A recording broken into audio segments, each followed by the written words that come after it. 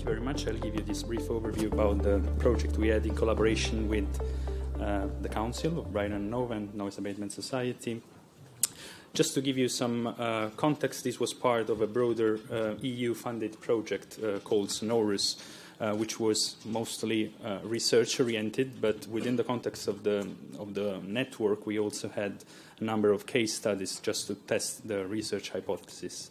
And this included a number of cities around Europe, like Antwerp, Gothenburg, and Rome, and the UK case was Brighton and Hove. To start with, I'd like to refer to this figure from a recent publication by Jieling, Lisa, and Jan.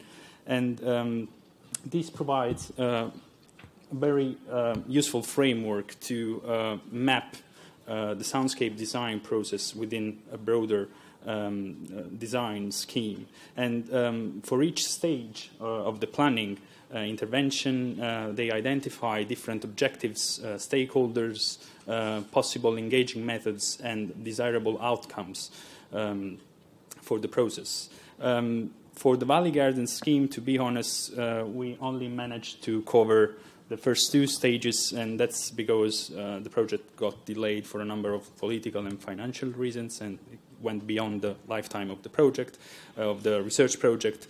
But I think this kind of tools is very useful to map and have also some reflection moments to locate and position ourselves within a soundscape exercise.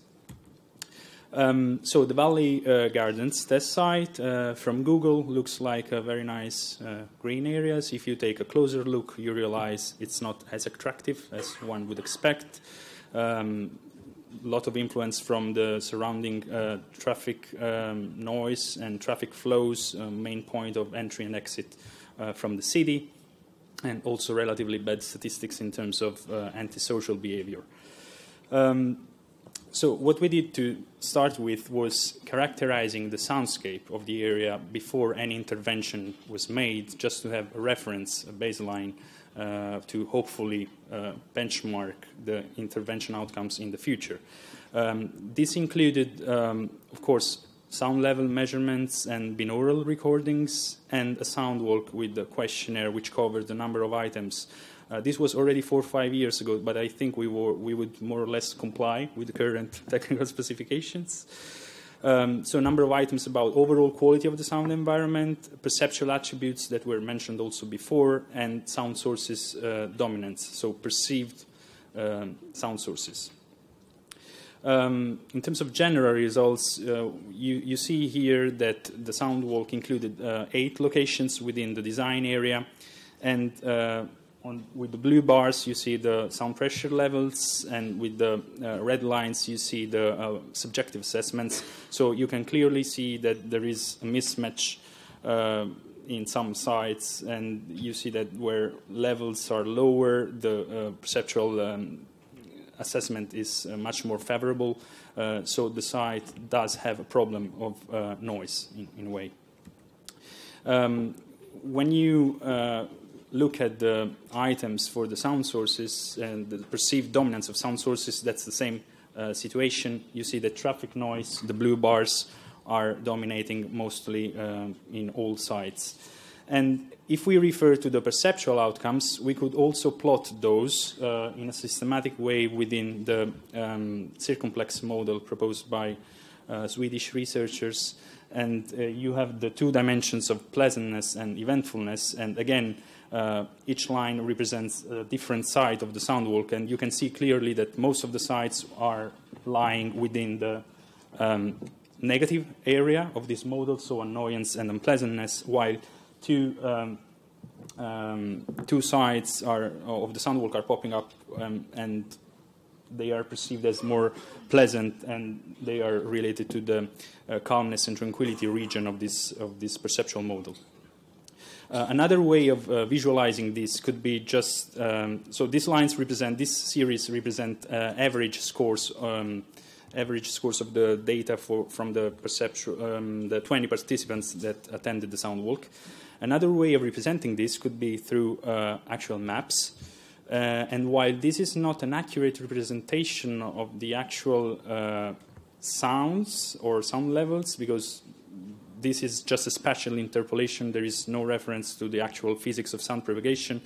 We noticed that with design teams, these are useful tools, and indeed were also mentioned by John earlier this morning, to identify critical points and challenges and opportunities within a site in general.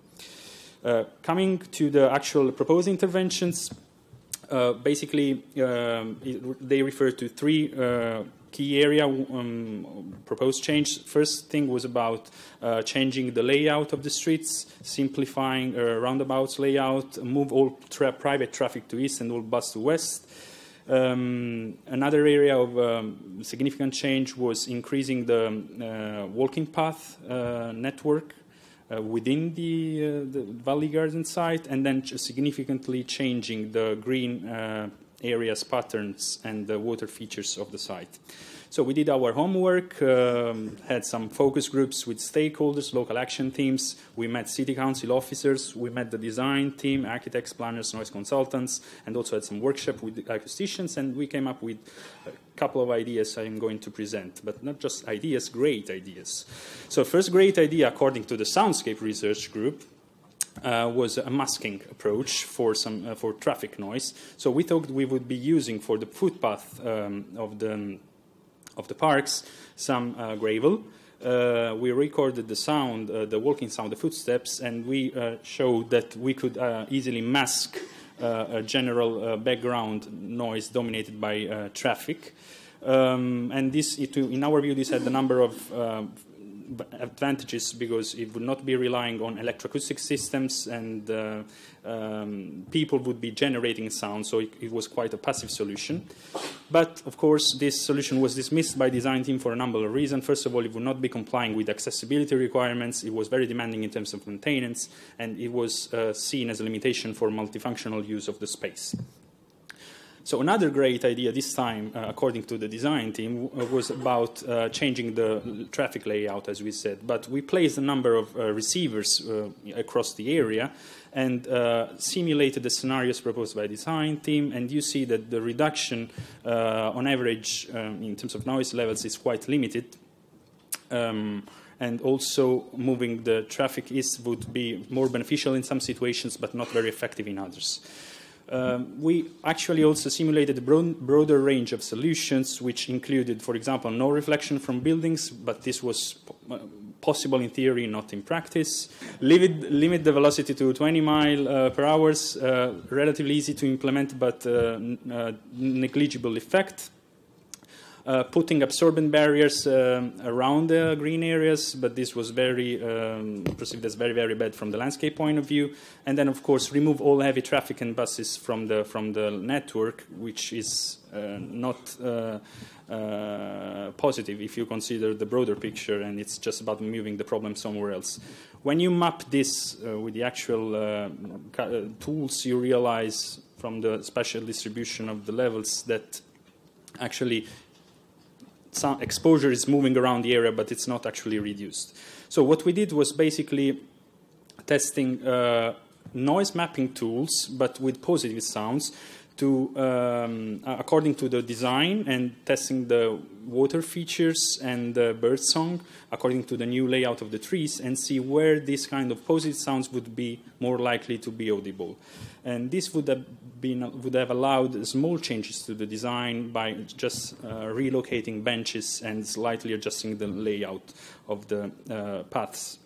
So what lessons have we learned from this? That even in such a pioneering project, Soundscape was taken on board relatively late because the design was already in place. So this is very important to have in mind. Soundscape should be considered from very early stages. Another thing is that priorities and agendas are different for soundscape researchers and design teams. And it's important to come up with solutions that can provide soundscape benefits at relatively limited costs. Thank you. Thank you very much, Francesco.